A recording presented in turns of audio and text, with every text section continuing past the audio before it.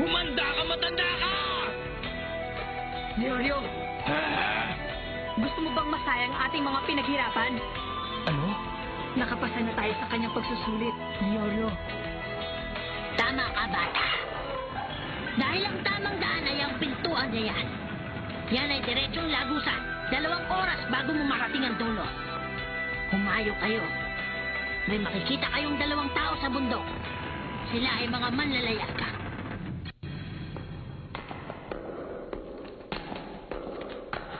Kurapika, may nabanggit sa iyong matanda tungkol sa mga manlalayag. Sabihin mo nga sa akin kung anong ibig sabihin nun. Ang pinagdarausan ng pagsusulit ay nababago taon-taon.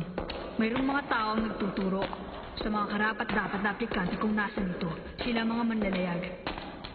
Sabi nila, imposible raw marating ang pagdarausan kung hindi ka nila tutulungan. Sa madaling salita, kailangan natin sila makita para marating natin ang lugar. Kailangan din natin mapatunayan sa kanila kung talagang tayong nararapat. Masyado namang komplikado. Malayo pa ba tayo? Kailangan 2 oras tayo maglalakad? Teka, mahigit 2 oras na yun ah. Nagugutom na ako. Gusto ko na rin magpahinga. Iiwanan ka namin! Magpahinga naman tayo. Tingnan mo, malapit na tayo! Ano? Bakit ngayon mo na sinabi? Ha? Pagkatapos ng napakahabang lakaran, isang lawa lamang ang makikita natin? Anong gagawin ko? Lalangoy?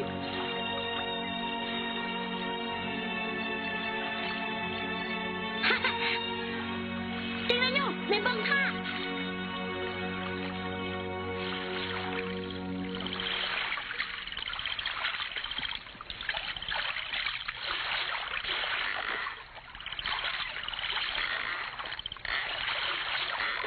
Ha?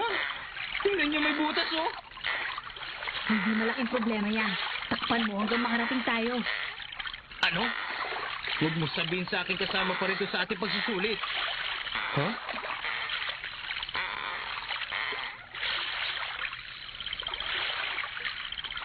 Babala para sa mga hype na may mahika. Oo, tama ka dyan. May mahi ka?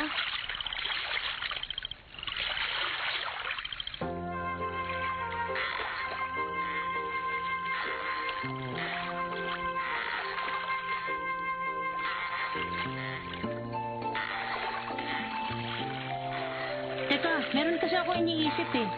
Paano natin mapapabilib yung mga manlalayag? Wala akong ideya. Iyan ay... Saan pa? Di sa itsura. Pasensya ka na, Gon. Wala kang pag-asa eh. Ikaw naman, Kurapi ka, masyado ka maliit. Sa ating tatlo, sigurado sa akin, bibili ba mga manlalayag yun? Ano sa palagay nyo? Totoo ba yun? Hindi. Siguro lang yan. Ano sinabi mo? At saka, hindi lang ito palakasan ng pisikal na katawan. Hindi rin naman ito pagandahang lalaki. Kailangan dito ang katalinuhan. Ikaw, Gon, ipakita mo sa kanila kung saan ka magaling at kailangan mo pa rin itong mapatunayan. Kung saan ako magaling? Hindi mo lang ito napapansin. Pero sa tingin ko, magaling ka sa maraming bagay. Hindi katulad ni Leorio. Sa akin na yung aking katapangan. Hindi ako matatakot kahit sino pang halimaw. Ha? Leorio, sa likod mo. Sa likod ko? Ayun o!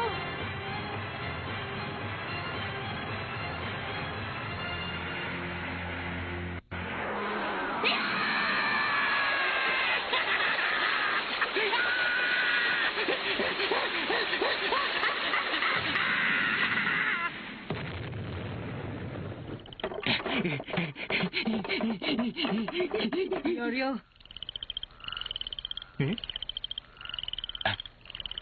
Eto, Kayo lang, napakabagal niyo eh. Hinintay niyo pa ako ang sumagwan para lang makarating tayo rito sa lugar na to.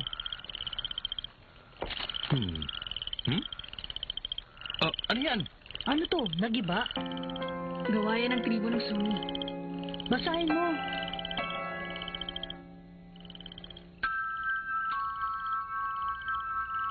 Marami ng bahagi ang nawala, kaya hindi ko na ito maintindihan. Isa yata itong babala para sa mga taong gustong lumapastangan dito. Teka, tumigil nga kayong dalawa dyan. Nasaan na ba yung daan? Yung daan na sinabi sa atin nung matanda kanina. Yung daan? Dito yun.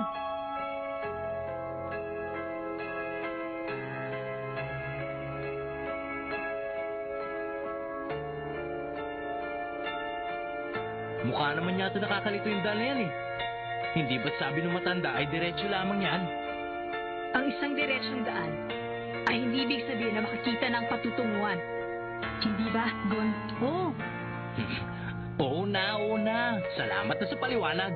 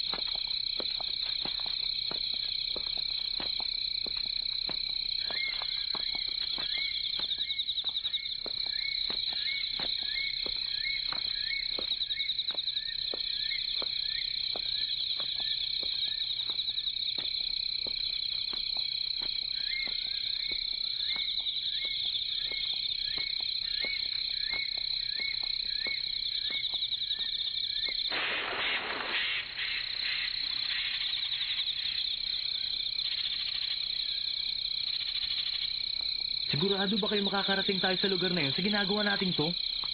Tingnan nyo. Isa na namang babala para sa mga mahiwagang hayop. Gon, ayos ang ngiti mo ah. Baka naman may bigla na lang bumulaga sa atin dito. Huwag kang mag-alala. Wala pa akong nararamdamang papalapit na mahiwagang hayop. Eh bakit ang dami dito nakalagay na babala tungkol sa mga hayop na yun, Gon? Teka, paano mo nalalaman? Eh kasi, doon sa isla ng Well, yung bahay namin nasa gitna ng bundok. Kaya sobrang dilim sa gabi. Iba nga lang ang atmosfera ng kakahuyan dito. Ha? Ayun na! Huh? Tingnan nyo! Yan yung tinuro ni Kapitan.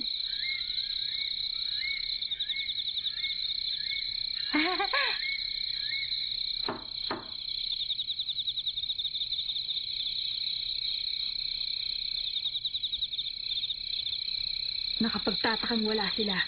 Sabi nung matanda ay may tao dito. Tama ka. Mukhang wala pang aplikante na karating dito. Tayo muna. Paano na ngayon? Papasok ako.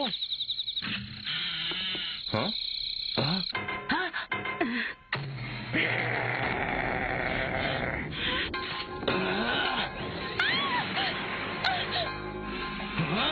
Hindi! Ang asawa ko!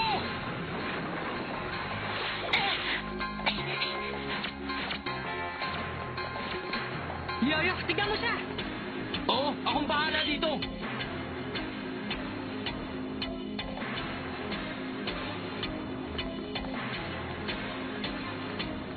Saan siya nagpunta? Ayun! Ano? Napakalakas naman ang pakiramdam niya. Sa dilim ng gubat na ito, nakita na kagad yung hiwagang hayop.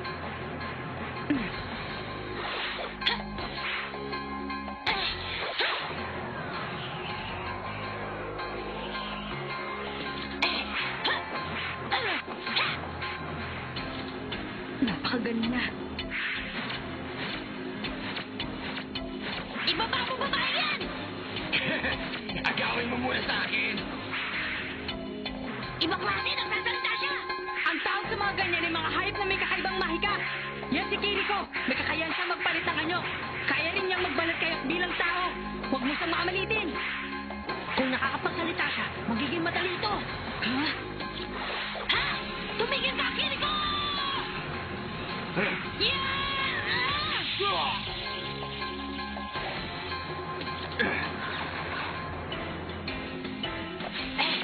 Sandali!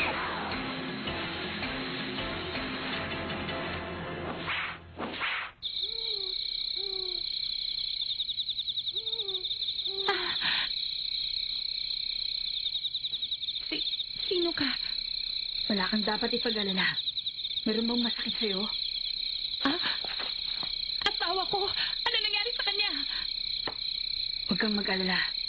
Inaalagaan siya ng kaibigan ko. Utang na loob. Ah, Dalhin mo ko sa kanya. Gusto ko siyang makita. Sige na, parang awa mo na. ang totoong to ay